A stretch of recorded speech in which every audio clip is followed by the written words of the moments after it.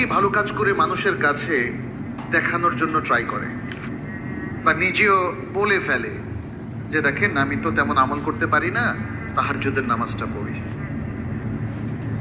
কেউ কেউ দেখলাম যে বলার সময় কত টাকা জাকাত দিলেন, কত লাখ টাকা বা কোটি টাকা, সেটাও বলে ফেলেন। এটা কি বলাটা খুব জরুরি আপনাদের জন্য বলেন তো? আল্লাহ মানে অন্য দ্বারা বললে আল্লাহর বিরুদ্ধে সাক্ষী রাখলেন নাকি? তাহলে যত গোপন রাখা যায়, আপনার ভালো আমলগুলোকে যত গোপন রাখা যায়, ততই এটা আপনার ইখলাসের প্রমাণ।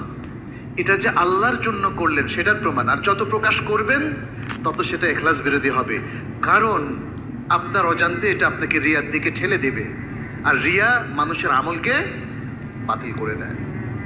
অতএব মনে রাখবেন, আপনি অতি সঙ্গোপনেও যদি ভালো কোনো কাজ করেন, আল্লাহর ইলম থেকে সেটা কখনো গোপন থাকে না, এবং নিশ্চিত আপনি আল্লাহর কাছে তার রিমুনারেশন, তার রিওয়ার্ড, তার সওয়াবটা পাবেনই।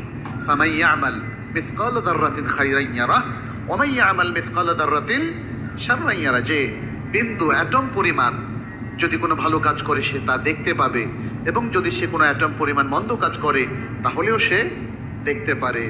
ওয়া তাযাওয়াদু, অতএব আল্লাহ বলছেন আর তোমরা পাথেয় অর্জন করো, পাথেয় সংগ্রহ করো। ফাইন্না খায়রাজ যাদিত তাকওয়া। আপনি হয়তো বলবেন কি পাথেয় অর্জন করবেন? আল্লাহ এখানে বলে দিলেন পাথেয় অনেক আছে, উত্তম পাথেয় হচ্ছে তাকওয়া, উত্তম পাথেয় হচ্ছে তাকওয়া। অতএব আমাদের কি অর্জন করা উচিত? তাকওয়া অর্জন করা উচিত। হজের মাধ্যমে তাকওয়া, সিয়ামের মাধ্যমে তাকওয়া, সালাতের মাধ্যমে তাকওয়া, কুরবানির মাধ্যমে তাকওয়া, সাদাকার মাধ্যমে তাকওয়া, যাকাতের মাধ্যমে তাকওয়া, আল্লাহর নির্দেশ মানার মাধ্যমে তাকওয়া, রাসূলুল্লাহ সাল্লাল্লাহু আলাইহি ওয়াসাল্লামের ইতাআত করার মাধ্যমে তাকওয়া, সহিহ হাদিস অনুসরণের মাধ্যমে তাকওয়া। আমাদের ফোকাস হবে কি তাহলে? তাকওয়া।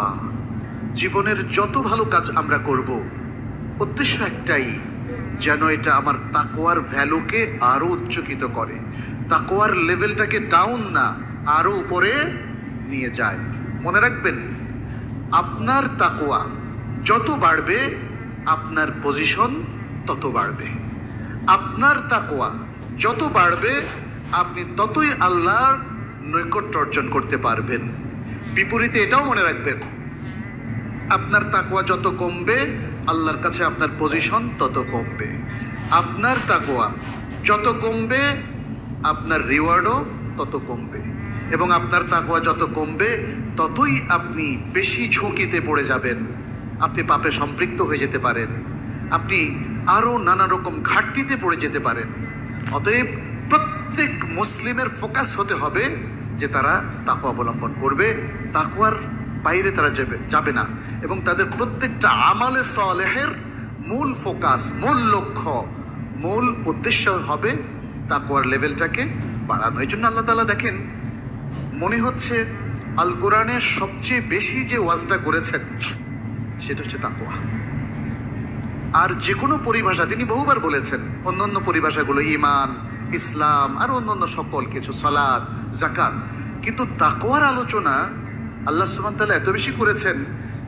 আমি অনেকবারই এটা মোটামুটি হিসেব করে, একদম পূর্ণাঙ্গ না হলেও হিসেব করে দেখেছি যে শুধু তাকওয়ার আয়াতগুলো যদি আপনি তেলাওয়াত করেন তাতেও 2 থেকে 2.5 ঘন্টা 3 ঘন্টা লাগবে। তাহলে কি পরিমাণ তাকওয়ার আলোচনা করেছেন? কারণ তাকওয়া ঈমানের পরেই আমাদের জীবনের মূল ফোকাস। তাকওয়া একটা রক্ষা কবচ, একটা চমৎকার প্রোগ্রাম, একটা সুন্দর সফটওয়্যারের মতো, যেটা আপনার চারিদিকে একটা শিল্ড তৈরি করবে, একটা বুহ তৈরি করবে আপনাকে পাপ থেকে বাঁচানোর জন্য।